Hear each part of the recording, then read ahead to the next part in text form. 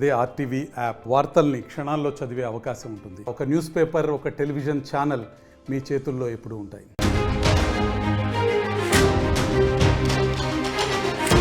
Breaking news చూస్తున్నాం. పాకిస్తాన్కి తల తిరిగినట్టుంది.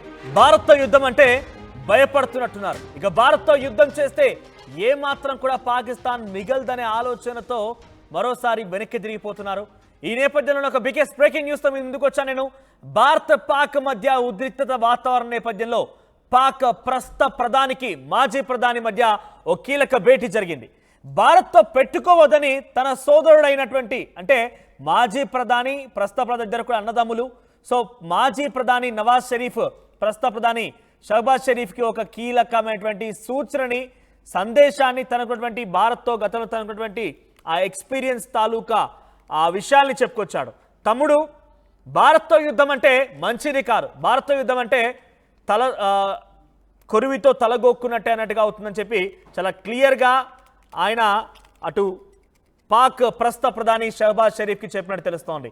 అయితే ఇప్పటికే భారత్తో అనేక మార్లు అటు పాకిస్తాన్ యుద్ధం జరిపించింది. సుమారుగా 4 సార్లు భారత్తో తలపడింది. 4 సార్లు కూడా ఘోర పరాజయం ఎదుర్కొంది.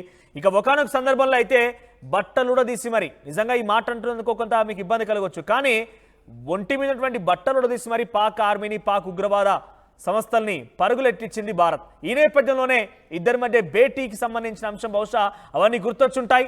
ఆ విషయాన్ని కూడా మళ్ళీ నెమరేసుకొని ఉంటుంటారు. అందుకే నవాజ్ షరీఫ్ అటు షహబాజ్ షరీఫ్తో ఈ రకమైన వ్యాఖ్యలు చేశారు.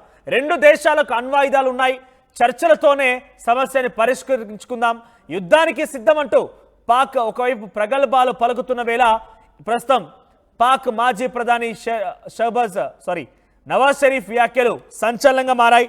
సో పహల్గామ్ దాడికి సంబంధించిన ఘటన ఇప్పుడు 22 ఏప్రిల్ 2025 చోటు చేసుకుంటే అప్పటి నుంచి కూడా పాకిస్తాన్ కారు కూతలు కూస్తోంది. పాకిస్తాన్ పిచ్చి కుక్కలు పెద్ద ఎత్తున పిచ్చిగా మొరుగుతున్నాయి, బెరిలేసినట్టుగా ప్రవర్తిస్తున్నాయి. కానీ కొంతమంది దాంట్లోనే ఒకవైపు మొరుగుతుంటే మరోవైపు శాంతి వచనాలు వల్లిస్తున్నారు, ఒకవైపు మొరుగుతూ ఉన్నారు. ఈ నేపథ్యంలో నవాజ్ షరీఫ్ మాట్లాడిన మాటలు ఇప్పుడు హాట్ టాపిక్గా మారాయి. సో ఈ నేపథ్యంలో ఏం చెప్పారంటే, షహబాజ్ షరీఫ్కి నవాజ్ షరీఫ్కి మధ్య ఇద్దరి మధ్య భేటీ జరిగింది.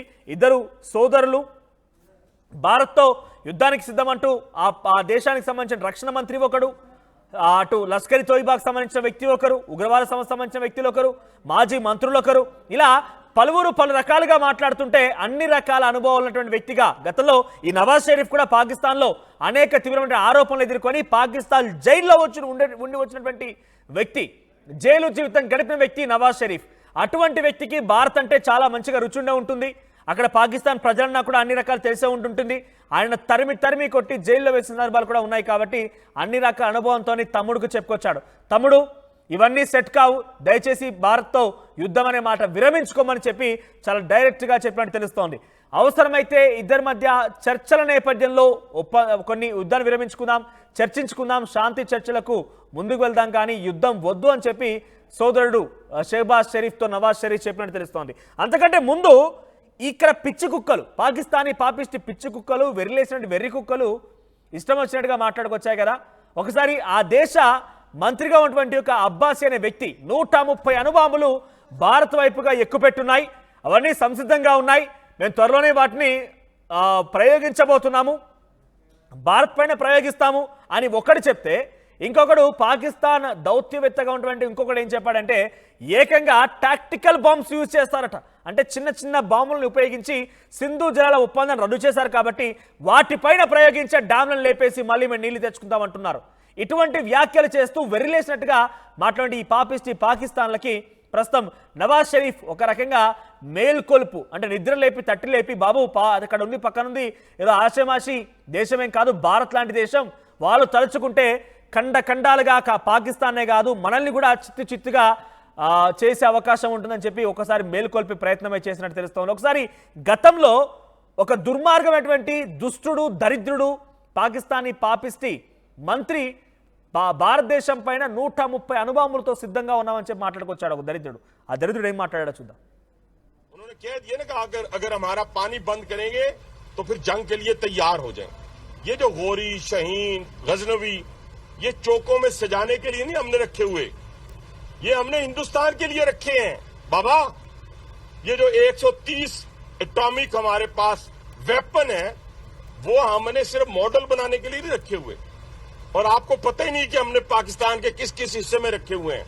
ये दुनिया भी जानती है, आप भी जानते हैं, वरना आप तो इतने मक्कार बनिए हैं कि अभी तक पाकिस्तान के ऊपर कई दफा हमलावर हो चुके होते। आपने बड़ी दफा कोशिश की, लेकिन जब आपको पता चला कि हमारे शाहीन जो है फिजाओं में आ गए हैं तो आप भाग गए। तो इसलिए मैं दोबारा दोहराने लगा हूं, ये जो बैलिस्टिक मिसाइल हैं, ये जो क्रूज मिसाइल हैं, ये जो शाहीन है, गौरी है, ये मैं फिर दोहराने लगा हूं, ये हमारे चौकों में नहीं है, ये हमारे बिल्कुल आप इनका रुख आपकी तरफ है और किसी की तरफ नहीं है। तो इसलिए ये सोचना भी ना कि आप पाकिस्तान की हदूद को क्रॉस करोगे, अगर सोचोगे भी तो उसका खमियाजा आपको भुगतना पड़ेगा। उन्होंने कह दिया ना कि ఇక్కడ మాట్లాడినటువంటి ఈ పాపిస్టి పాకిస్తాన్ పిచ్చుకు ఎవరు తెలుసా? ఆ దేశానికి సంబంధించిన మంత్రి అబ్బాసీ అంట వాడి పేరు. వాడు ఏమంటున్నాడంటే భారత్ వైపుగా సింధు జలాలు గనక నిలిపివేస్తే మేము టెక్టికల్ బాంబ్స్ వాడి, అంటే న్యూక్లియర్ టెక్టికల్ బాంబ్స్ అంటే చిన్న చిన్న న్యూక్లియర్ బాంబుని వాడి ఆ డ్యామ్ని లేపేస్తాం, నీళ్ళని తెచ్చుకుంటాం, ఇవి మా నీళ్లు అంటూ మాట్లాడుతున్నాడు. ఇన్ని రోజుల పాటుగా మన దయా దాక్షిణ్యతోని భిక్ష వేస్తే బతికినటువంటి పాపిస్టి పాకిస్తాన్ కుక్కలు ఇప్పుడు మళ్ళీ తిరిగి మొరుగుతున్నాయి. ఏకంగా ఆ నీళ్ళన్నింటి కూడా మావే అంటూ సంబోధిస్తూ మాట్లాడుతున్నాయి. ఇక్కడితో కాకుండా 130 అణుబాంబులు ఉన్నాయి, అవన్నీ కూడా భారత్ వైపుగా ఎక్కువ పెట్టామని చెప్పి ఈ పాపిస్టి పాకిస్తాన్ కుక్క మాట్లాడుతోంది. ఇంకోవైపుగా మీకు గుర్తుండే ఉంటుంది కార్గిల్ వార్. ఈ కార్గిల్ వార్ సందర్భంలో పాకిస్తాన్ ప్రధానమంత్రిగా పనిచేసింది ఈ నవాజ్ షరీఫే. ఎటువంటి యుద్ధం జరిగిందో, భారత్ ఎంత పెద్ద ఎత్తున నవాజ్ షరీఫ్ ఆయన అన్ని చూసే ఉంటాడు. ఆ యుద్ధంలో ఏం జరిగింది, పాకిస్తాన్ని ఎలా చిత్తుచిత్తుగా ఓడించాము, కార్గిల్ వార్లో ఎటువంటి విషయాలు జరిగాయి, ఎటువంటి దారుణాలు జరిగాయి, పాకిస్తాన్ ఎటువంటి విధంగా రుచి చూసిందో అన్ని రకాల అనుభవమైనటువంటి వ్యక్తిగా నవాజ్ షరీఫ్ చెప్తున్నాడు తన తమ్ముడికి. తమ్ముడు, ఇవన్నీ మంచిది కాదు, భారత్తో యుద్ధం అంటే కొరివితో తలగొరుక్కున్నట్టే. సో డెఫినెట్గా దాని నుంచి విరమించుకో, శాంతి చర్చలకు వెళ్ళిపో, అవసరమైతే క్షమాపణ కోరు, అన్ని రకాలుగా బాగుంటుంది. లేదంటే పాకిస్తాన్తో పాటుగా మీ అందరూ కూడా ఖండాలుగా ఖండించినటువంటి శక్తి భారత్ దగ్గర ఉందని చెప్పి నవాజ్ షరీఫ్ చెప్పి ఉంటాడు బహుశా. సో దీనికి సంబంధించి మరిన్ని అప్డేట్స్ మా ప్రతినిధి సచిన్ అందిస్తారు. సచిన్, సో ఏంటి అక్కడ నవాజ్ షరీఫ్ మాజీ ప్రధాని, ప్రస్తుత ప్రధాని షెహబాజ్ షరీఫ్ మధ్య కీలక భేటీ జరిగింది. ఈ భేటీలో చాలా క్లియర్గా తమ్ముడికి సోదరుడిలాగా ఒక విషయం చెప్పుకొచ్చాడు. గతంలో అన్ని రకాల కార్గిల్ వార్లో ఇప్పుడు పీఎంగా ఉన్నటువంటి నవాజ్ షరీఫ్కి ఎక్స్పీరియన్స్ ఉంది కాబట్టి భారత్ నుంచి అని చెప్పుకొచ్చే ప్రయత్నం చేశాడు. సో ఇవన్నిటి మధ్యలో ఏం జరిగే అవకాశం ఉంది?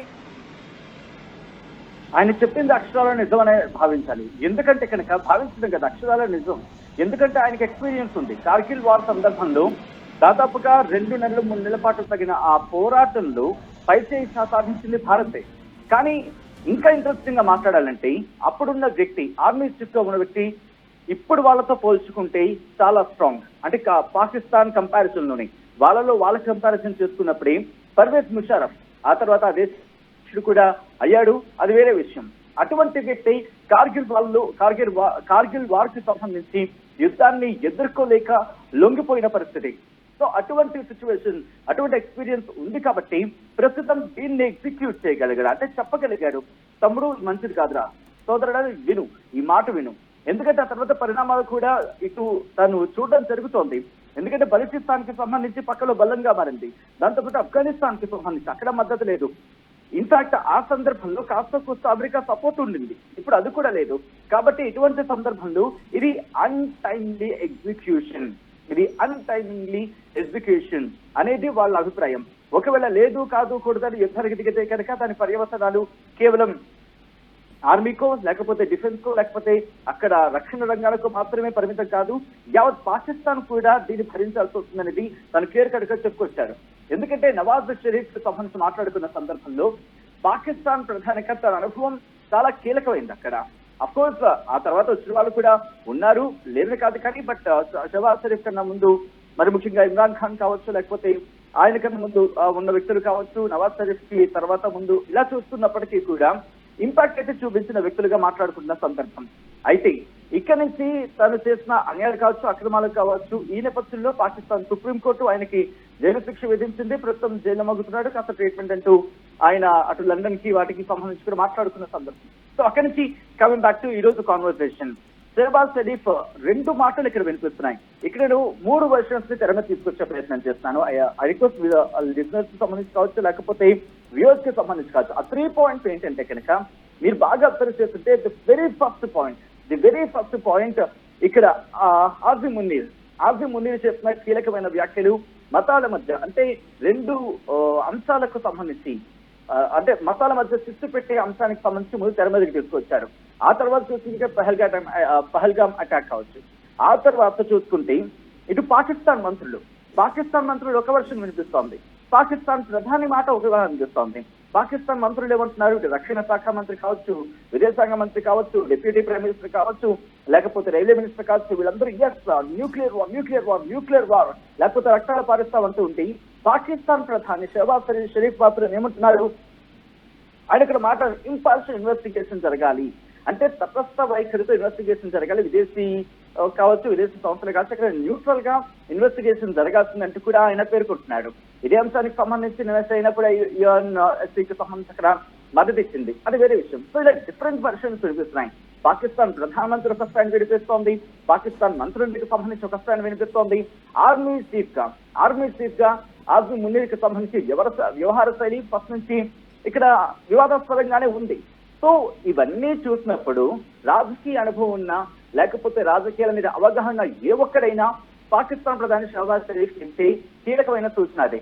మరీ ముఖ్యంగా పాకిస్తాన్ గతంలో ఎన్నడూ చూడనంత నమ్మదస్తుడైన ప్రధానిగా ప్రస్తుతం షహబాజ్ షరీఫ్ కి పేరు పడిపోయింది.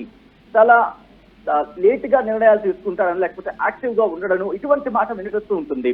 మనం చూసే సందర్భంలో కూడా ఇన్ఫాక్ట్ మొన్న ఆయన మాట్లాడిన ఒక అగ్రెసివ్ స్పీచ్ తప్ప అంతవరకు ఎక్కడ కనిపించలేదు. కానీ నవాజ్ షరీఫ్ కావచ్చు, లేకపోతే ఇమ్రాన్ ఖాన్ కావచ్చు, లేకపోతే పాకిస్తాన్ సంబంధించి గతంలో ఉన్న ప్రధానుడు కావచ్చు, తీసుకున్న కాస్త అటాకింగ్ వే మాట్లాడే మాటల్లోనే అటాకింగ్ వర్డ్స్ కనిపించాయి. కానీ షహబాజ్ షరీఫ్ లో మొన్న మినహా ఎక్కడ అటువంటి పరిస్థితులు లేవు.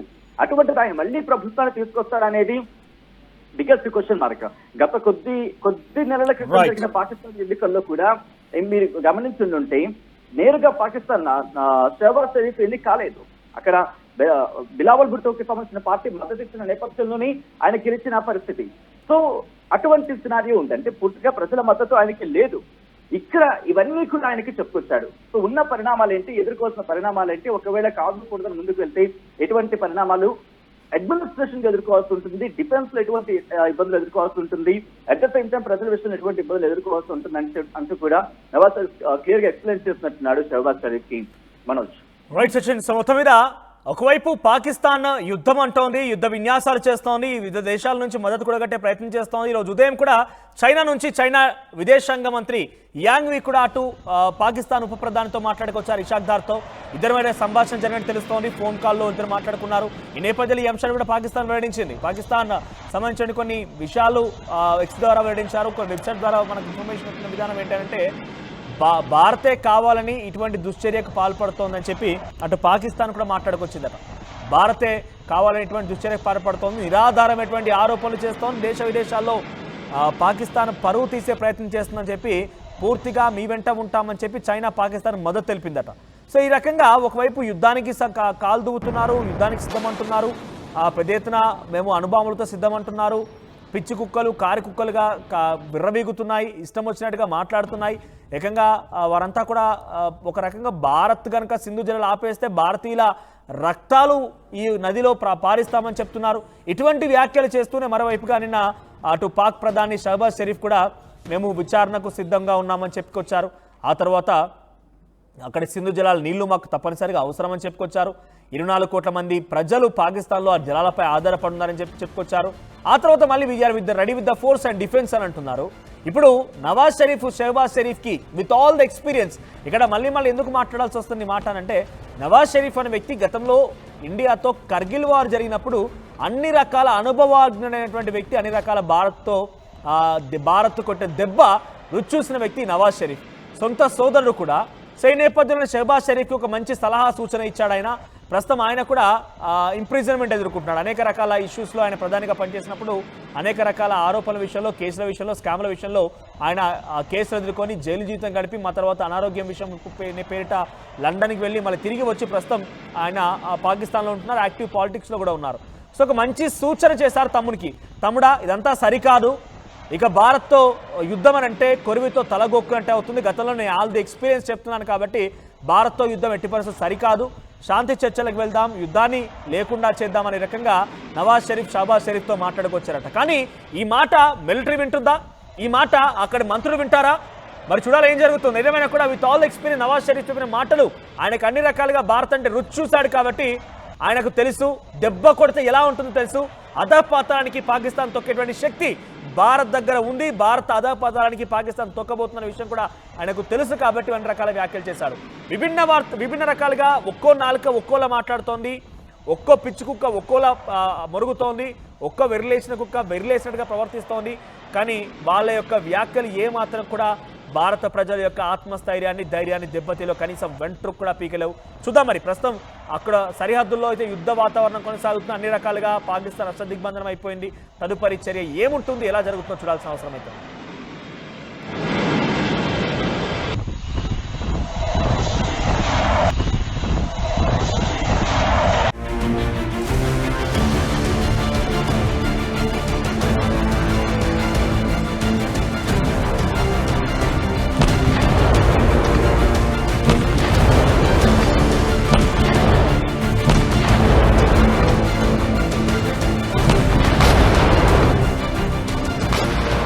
మరిన్ని వీడియోస్ కోసం ఛానల్ ని సబ్స్క్రైబ్ చేయండి. లేటెస్ట్ అప్డేట్స్ కోసం వాట్సాప్ ఛానల్ ని ఫాలో చేయండి.